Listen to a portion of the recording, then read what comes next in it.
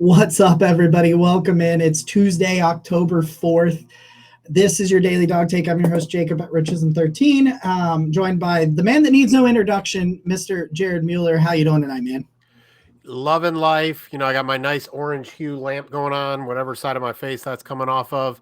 Enjoying this beautiful weather. We got a few 70-degree days coming, and then plummets to like 50 on Friday. So, trying to enjoy everything we can because Sunday wasn't it.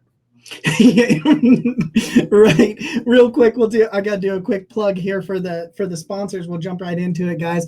If you are looking for whatever reason, even though they're depressing, for some awesome Browns gear, you got to go and check out our friends over at Homage. They've got some really my favorite thing. We're heading into the Guardians, so maybe I'll just plug that. Going into the playoffs, they have the Wear the Whole Fucking Thing shirts, but it only has F and G, so you don't have to worry about it being too profane for the workplace. But I will drop a link to that and all the other stuff that Homage does here in the description down below on YouTube. If you're listening to the audio version of this, it'll be in the description there as well. Check those guys out. If you want to support the network, I ask that maybe hit that subscribe button here on YouTube. Give us that thumbs up. If you give us that thumbs up, it really helps us in the algorithm and it gets us in front of more people so that more people can see this stuff. We'd greatly appreciate if you guys would do that. All right, Jared, it's time. I did not podcast yesterday on Monday like I normally do. I was a little defeated.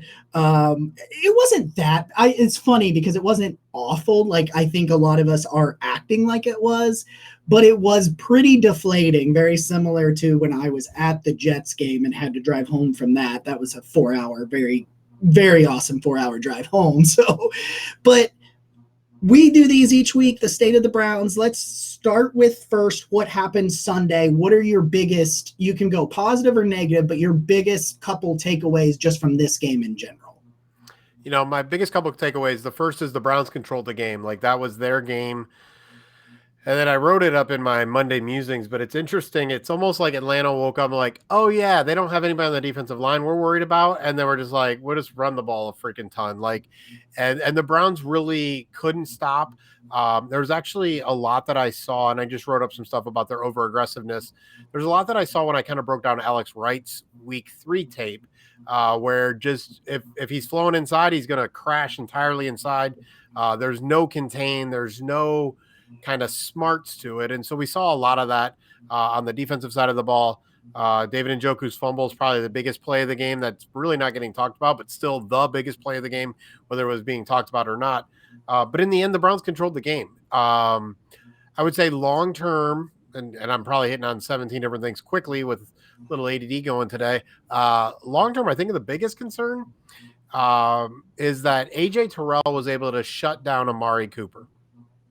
Yep. Like A.J. Terrell by himself was able to shut down Amari Cooper. It wasn't a really good cornerback with safety help. It was A.J. Terrell shutting down Amari Cooper, and that's just concerning. A.J. Terrell's a great cornerback, whether top 5, top 10, top 15, whatever it is. He's a very good cornerback, but the fact that he was really able to shut him down is concerning because the Browns, with Jacoby Brissett at least, are going to be Cooper, Njoku, maybe get to a third option in the progression. And so if a good to great cornerback can take Amari Cooper out, that passing offense under Brissett is all of a sudden very, very limited. Yeah, and I actually thought an interesting thing from there was in the same sense was I thought that it was nice to see DPJ step up a little bit because of that situation where they did take Amari away, which was very disheartening because I was pretty on the, I think Amari's good enough to get open and it wasn't just targets in this game. And I haven't got the all 22. I won't get to see that until probably late Tuesday night, but I don't feel like it was just Brissett not looking at him. It felt very similar to like, a situation where he just wasn't open and Brissett was then going somewhere else. So I did like, though, the DPJ stepped up a little bit and David Bell made a few plays. He only got like 19 snaps or whatever it was. So it's not enough to supplement.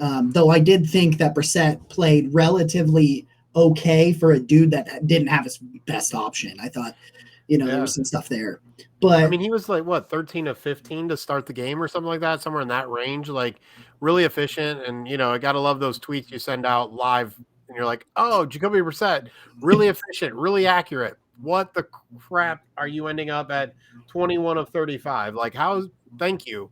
Like, obviously, please check the time on some tweets, y'all. Like, yes. first half, he was legit. And then I'm pretty sure he completed like 5 passes after that for 25, 50 yards, whatever it was. Him and Mariota were trying to figure out who was going to complete the least amount of passes for the least amount of yards. And somehow Brissett still almost won that competition. Yeah, I did the same thing, so don't worry. I was like, man, Brissett has been everything you could want and more since playing for him, which he really had been. And then all of a sudden he goes, yeah, he completes those and he misses a couple of, like that interception. He had a wide open Kareem Hunt underneath, and I know sometimes it's so easy for us, like in hindsight, to see open players and say, oh, he should have thrown it here. And sometimes that's just not where the quarterback's looking, so he doesn't see him. But I do think he should have probably seen Kareem Hunt on the last play there where he threw an interception. But it is what it is, because in terms of offensively, because I was not angry at the offense. At least there's sometimes I was angry, I guess, if I'm just going in general, because I thought the offensive line was good again. I think Jed Wills played really well. He's kind of coming along. I wouldn't call it awesome, but he actually played well in the run game. Like, it had been pretty rough in run blocking. There was some good pass pro there from him in the first 3 games here and there, but the run stuff looked pretty good. And Njoku looked great outside of that fumble. So I was okay with what they did offensively, but the defense for me, and then we'll kind of zoom out a little bit and get more broad, like we talked a little bit before this. The defense for me, it was just rush lane discipline did not exist. Like, there's a play where they ran counter. And I got to give Arthur Smith so much credit, because he set this up. I thought he set it up, and he realized that the Browns fell right into the trap, but I thought he set it up where he got all that wide zone moving right. And he ran a play, and I think Jake Burns tweeted this out, where he got everybody moving to the right, and they cut back to the left, and there was one person, the tight end, was over there blocking. But Jacob Phillips just went full in there, and nobody was back there. And I'm like, we make jokes that, like, as fans and people in the media, we make jokes, I could run through that hole, but I could run through that hole. Like, with a bad knee and everything, I probably could have got 3 or 4 yards. It was so big. I mean, I couldn't understand that. But for me, that's the hardest thing to see, is rush lane discipline. And it was from players, because some people are like, well, they didn't have anything on the defensive line. And I agree that if you were healthier, it doesn't look that bad, and we'll get into some of that here in a second, but it's the rush lane discipline. Like, if that's what you're doing, teams are just going to gouge you, because they played good coverage. I thought they played pretty good coverage this weekend, but for me, that's it. Like, there was just no rush lane discipline. Yeah, it's funny. I was looking back at 2 articles. So my Alex Wright write-up, I was trying to find it. Basically, I said something like, if I can find it just watching one game of Alex Wright, the Falcons are going to figure it out pretty darn quickly. They're much better at this whole thing than I am. And then Jake Burns did a great job. Just kind of, he didn't explain anything. He just showed it basically. But 7 of the 8 Browns frontline defenders were on the right side of the right hash as the running back was taking the handoff going the other way. Like, as he's getting the ball on that counter, right? And it's a setup. Like, and listen, it's so much easier to blame one person. I would love to blame one person. I would love it to be as simple as fire Joe Woods or whatever. But, the other play that I highlighted on the article that just went up about an hour ago, it was the Cordero Patterson touchdown. Everybody went inside. Grant Delpit, Jacob Phillips, Jeremiah Owusu-Koramoah, Isaac Rochelle, Jordan Elliott. All those dudes just dove inside. Oh, it must be an inside run. Nothing else freaking matters, which reminds me, and this is dating me a little bit, but it's probably not as far back as I think it is. Mike Pettin, Jim O'Neill, his defensive coordinator, one of the things Kevin Jones, who runs the Blue Wire pods, one of the things he said was, defenders told me they did not have gap integrity responsibilities. Like, that didn't even exist in Jim O'Neill's defense. Like, whatever, basically, whatever the defensive line did, the linebackers then had to do the other stuff and try to figure it out in in 2 seconds, 1.5 seconds, whatever. So it kind of felt like that. Everybody just kind of ran to wherever. And so all it was the Atlanta's like, we'll just show this and do that, and y'all ain't going to be anywhere near the play. So Arthur Smith did a really good job. He used a lot of Stefanski's wide zone techniques, which isn't surprising. He runs a lot of that. But again, it sounds like Sione Takitaki talked about technique today, which was what he said led to the blown coverage and the Denzel Ward face mask. This feels like just being over aggressive to be over aggressive. Like, I want to make the tackle. I want to make a play. I want to do something without any, like you said, any integrity at all to what you are actually doing on defense. It is much better you stay in your lane and don't even come close to the ball carrier than to get out of your lane. Like, that's just the reality. And then you scrape over at the end to try to help out in the play when it's already at, to your level. So yeah, a lot of concerns with that, because it feels like it's not coaching. Like, no coach teaches what you're talking about. Not one. So it's on the players.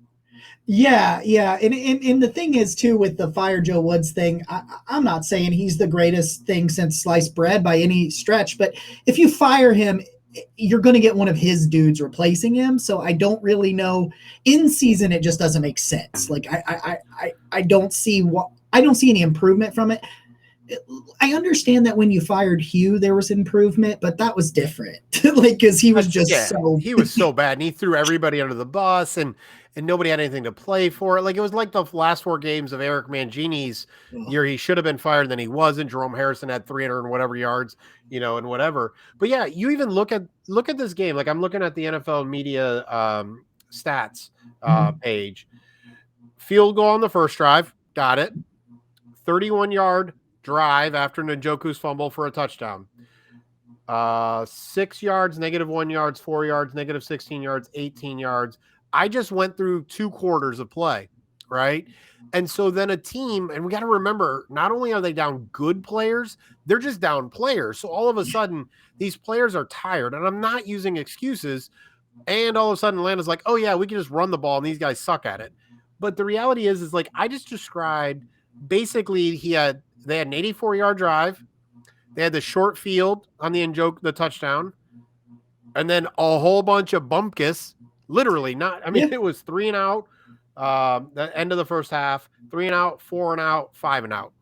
Like, that's what Joe Woods' defense did without a lot of star players. So yes, absolutely, it was touchdown, field goal at the end of the game. But players are tired. A lot of bad mistakes, the face mask and the blown coverage. But they had one good drive in 3 quarters. Yeah. That's a fine defense with Atlanta having Cordero Patterson, mobile Marcus Mariota, and those 2 giants of receivers who really didn't get going.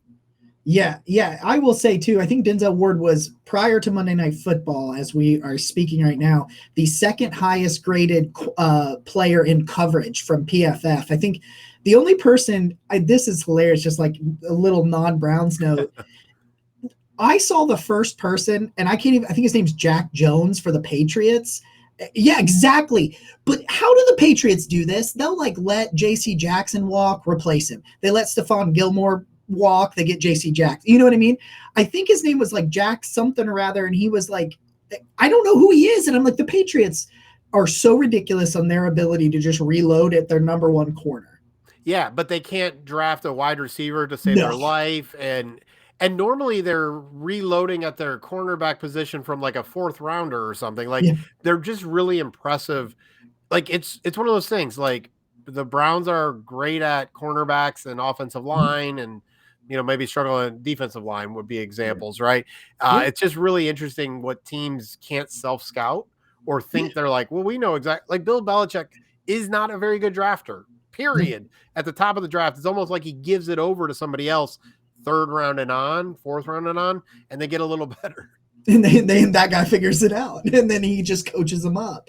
Yeah, so I did think that there was some stuff to come away from this with I was pretty happy with.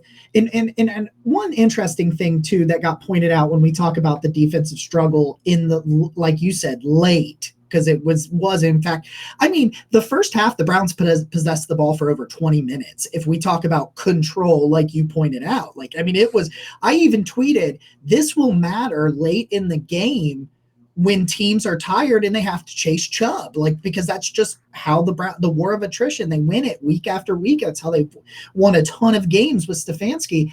But like, I'm a huge Jadeveon Clowney guy, and people say, what do you think would have been different with just Miles and Jadeveon? And I would point out that I think Clowney's biggest impact is setting the edge in the run, in my opinion. Great pass rusher, absolutely. But I talked to my dad about this last year, especially, where it would just be like, anytime you went, yeah, because there was a tackle for loss on a run play, it was either caused by Clowney or the pet play was made by Clowney. And I'm not saying other guys don't make plays, but it just seems like when he sets that edge, you're not able to get outside on him and you hesitate. And that's what allows guys like JOK to just come flying in there and make those plays. And they just really, really missed that late in the game. But let's zoom out, right? Let's do state of the Browns here and kind of look going forward. It's very disappointing that you missed 2 of these, because you should have beat the Jets. You should have beat the Falcons. This was the get 3 of them or we're going to struggle. But I will point out, somehow you're in first place. Yeah, I did point out one thing that I do like to one thing that I do like to say is we suck, but the Steelers suck more. So who cares? And I'm kidding, but excuse me. But like, you're still in first place, and some of these games that you were worried about are a little more winnable. The Patriots game, for example, that game is similar to these first 4, if you ask me, just especially if Mac Jones doesn't play. And I'm a big Bailey Zappi guy. I wanted him to be the backup. And no, I know. You mean you wanted him to be the backup's backup? You wanted him to be Josh Dobbs?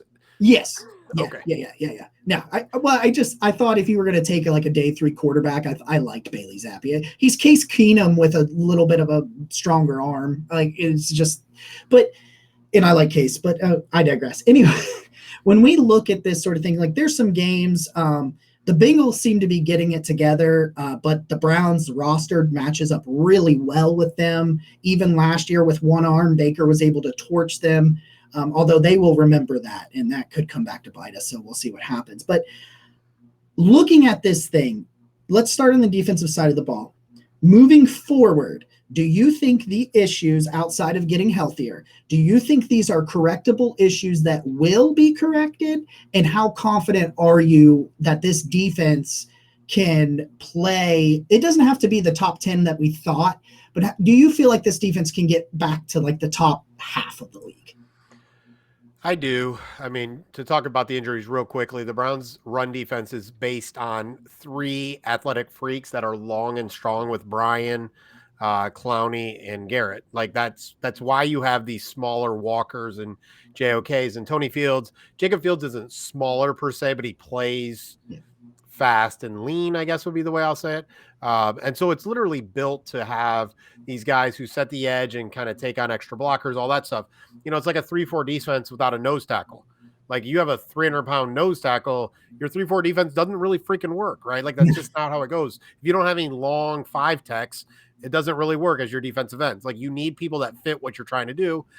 So I think the defense can be. I really do, and I probably have DM after DM after DM is saying, I think the problem is they're too aggressive.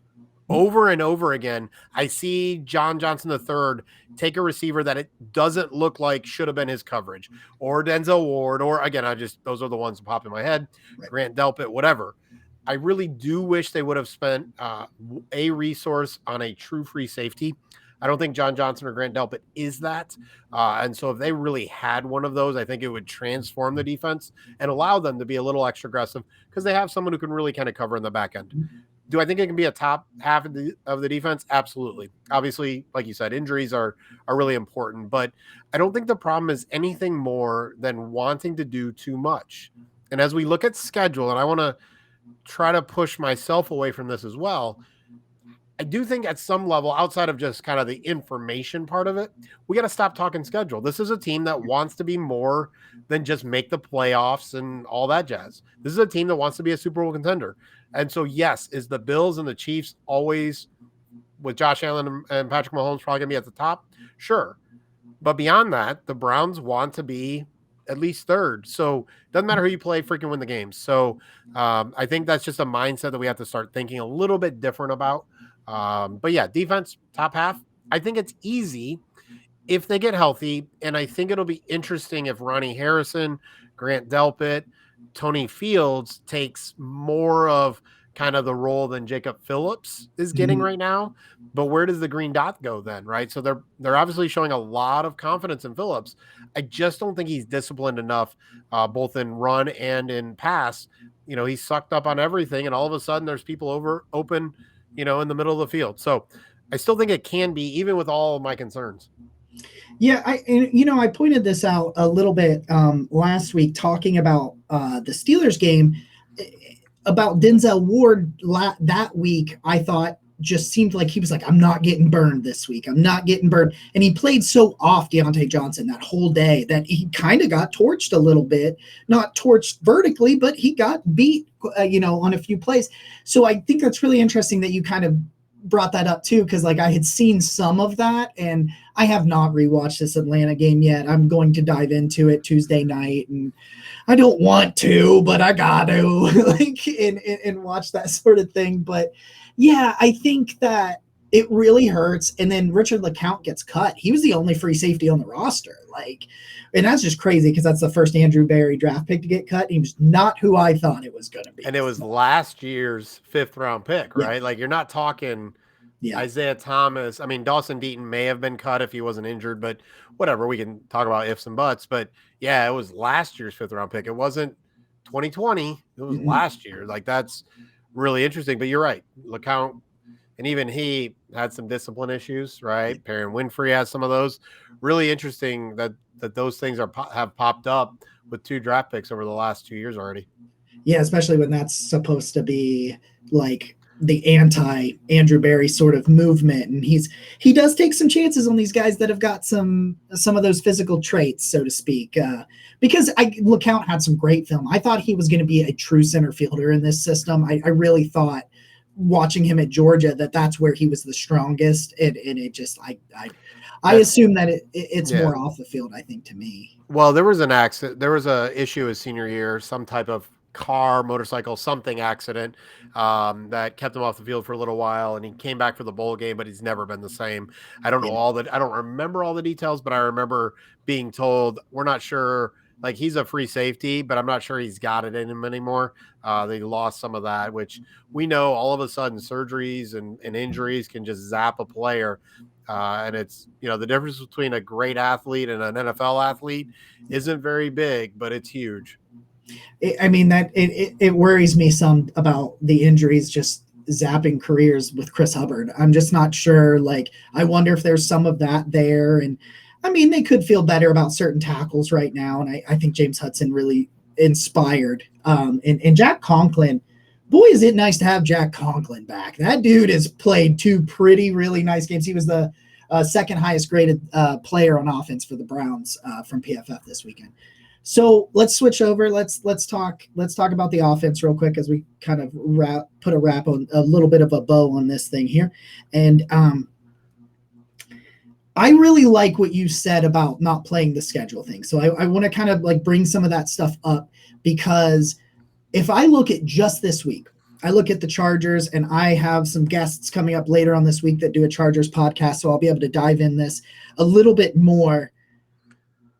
If you're looking at that defense, there is no reason. It is a talented team, but without Joey Bosa on there, it matters. It matters. Look what happened without Myles Garrett, and things like this.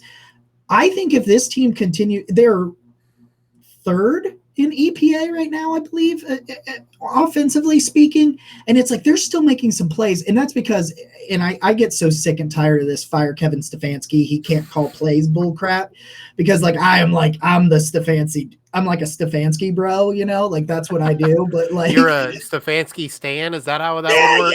Yes. Okay, that works better. I like it. But like, I just don't see when this team plays to their ability in the way I've seen some of these play. I'm looking at this Chargers game and I'm not sure here as we sit recording this Monday night how it plays out, but I don't understand why anybody thinks the Browns can't win this game. Yeah, no, absolutely. I think the offense, I think what's interesting is I feel like the offense should have won the game against Atlanta, if that makes sense. Like, it is their responsibility with all the injuries to the defense. The defense could have done better, obviously, with some of the stuff we've already talked about. But I feel like the offense needed to do better, right? Mm-hmm. I do think what's interesting is the surrender index on Stefanski's punt was pretty bad. The punt with 3:30 left. Mm-hmm. That was seen as a pretty bad surrender. And Stefanski's always pretty aggressive, but he didn't make that aggressive play there, which didn't make a lot of sense with the way the defense was playing, all of that. They did get the ball back. But whatever that, whatever it is, the offense plays well. Like, that's just the reality. Like, there are a lot of receivers running open. There are a lot of options. Yes. Is some of the creativity a little much? Sure. But it's also setting up things for later. Like, these are all, like, it's not willy-nilly. Like, they have this stuff on kind of the if-then, choose your own adventure kind of stuff.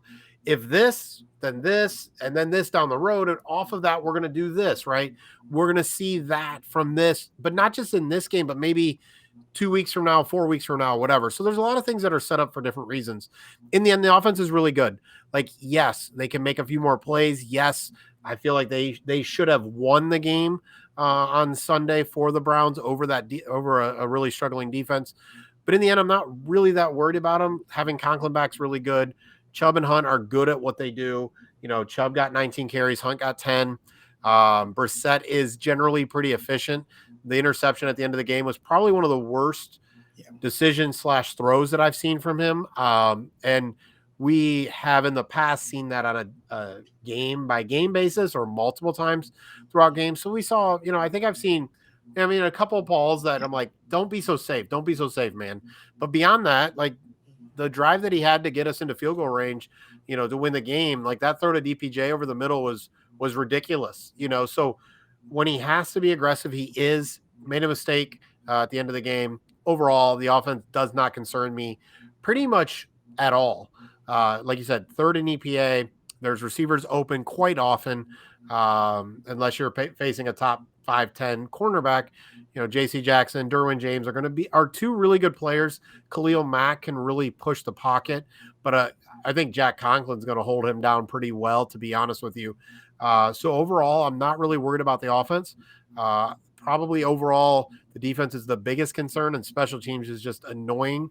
And to be honest, I'll put that blame on Andrew Berry.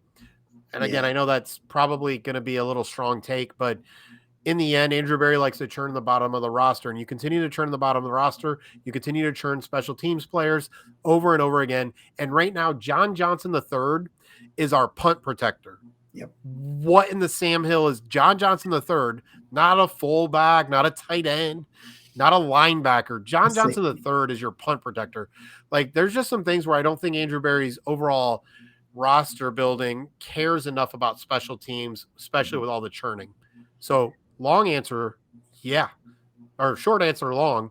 Yeah, I'm not real worried about the offense. So we'll end it here.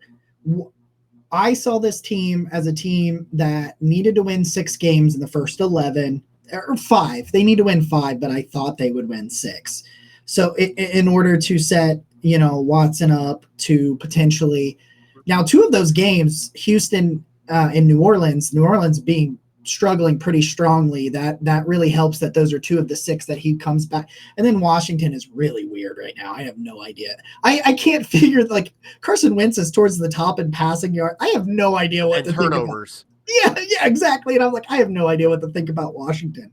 But if you sit here right now at 2-2, is there still a path to the playoffs? Yeah, I think there is. I think the AFC is going to continue to beat up on itself. I think the AFC North is going to continue to beat up on itself. TJ Watt comes back. Pittsburgh's defense gets better. Whatever. Kenny Pickett, small hands guy, whatever. They've got a lot of weapons. They just don't have the offensive line or the quarterback. Maybe Pickett's a little bit better. He had 3 interceptions, but none of them were considered his fault. So one was a Hail Mary. You don't consider that a quarterback's fault. And the other 2 were receiver issues. So when I look at I think, and maybe this is overly simplified, but I think because of injuries, the Chargers game is winnable and it's at home. Patriots game is winnable and it's at home. The Baltimore game is winnable. It's on the road. Lamar Jackson's great, but that Baltimore defense is terrible and just lost Brandon Pierce, the defensive tackle for the year. So both their run and pass is just bad. Calais Campbell is aged pretty quickly. Jason Owe is, I'm sorry, gosh, I forget what his actual name is. Adafe. Yeah. Sorry. I want to be respectful of people's names. Like, he's really good. I like what he does. Rashad Bateman, Mark Andrews, they've got talent on the team, but that's a winnable game. The Bengals, like you said, they match up well. The Dolphins, who knows? Like, I think, to be honest, Jalen Waddle and Denzel Ward, Greg Newsome and Tyreek Hill, Jalen Waddle, Denzel Ward, Greg Newsome. I think that's a good matchup. If they beat the Bills on the road, I'd be shocked. And the Bucks, listen, I don't know what that team is right now, but I don't bet against Tom Brady, Mike Evans, all of them cats. So you look at that, and I'm like, you know what? There are all but the Bills and the Bucks game I would put in winnable category. Not that they're going to win. If they lose them all, I wouldn't be like, oh my God, I can't believe you lost all of those games. A little bit. Yeah. But beyond that, like 5 out of the 7 are winnable games. So can they win 3 or 4 of those 5?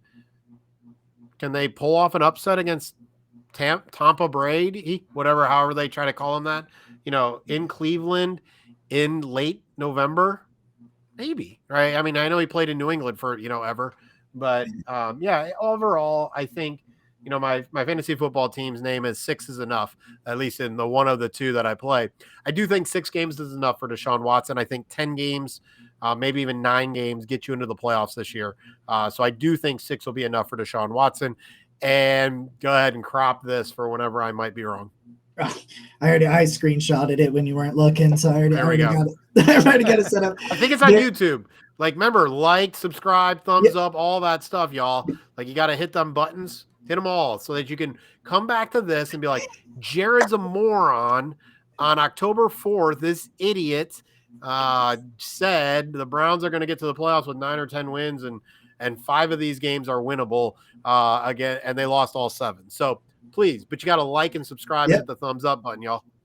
I appreciate it, man. Dude, I've been listening to you for several years, so it's really awesome to get an opportunity to talk with you here tonight. And so real quick, I know most people know, but plug away where they can find all your stuff. Yeah, so on Twitter at Jared K. Mueller, that's under my name somewhere. There we go. Technology. Bam. And then as of last Monday, I am now the full-time producer at Dawgs by Nature, a part of SB Nation and a part of Vox Media. I can just kind of brag a little bit about that organization, at least my very small experience so far. When you talk about culture, so far it's really been the most caring, overwhelming, what can we do for you, how can we help kind of thing that I've ever experienced, honestly, in both of my careers, both as a mental health professional and now in the media over the last decade. So it's just been really cool to be a part of that. Like, even as we talked about Hurricane Ian, the focus was on the people, not the production, and it's all that stuff. So obviously I'm a week and a couple days into it, but the reality is that it's just been a great experience. So Dawgs by Nature, I'm blessed to join a great group. Chris Porkney, our site manager, has done great for 16 years with the site. And then Tom Moore and I did a little work together earlier in our careers. Barry does some great work. Easy Weavy. Like, there's just a bunch of dudes doing their thing. And so it's really been great to just kind of jump on board with everything that they're doing there. So Dawgs by Nature, make sure you like, cause I'll probably be back here. And then Homage will send me a cool t-shirt. And then, we'll have a Twitter space coming up with SB Nation with all of our producers and writers this Thursday.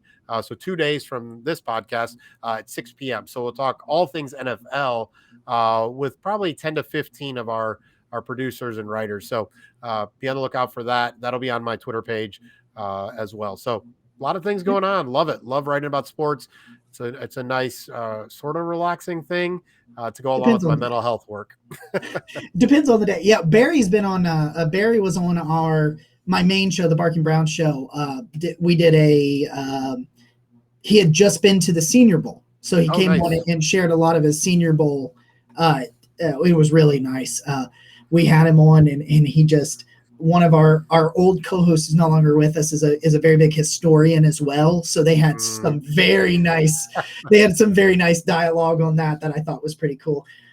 All right, guys, I appreciate you guys spending time. I will be back tomorrow with my all 22 film review. And then Thursday and Friday, we have some awesome guests from a Chargers podcast joining on here so they can preview those guys. And then NFL picks will be back on Saturday. I'm pretty sure I did really poorly yesterday, so I'm not going to talk about my record.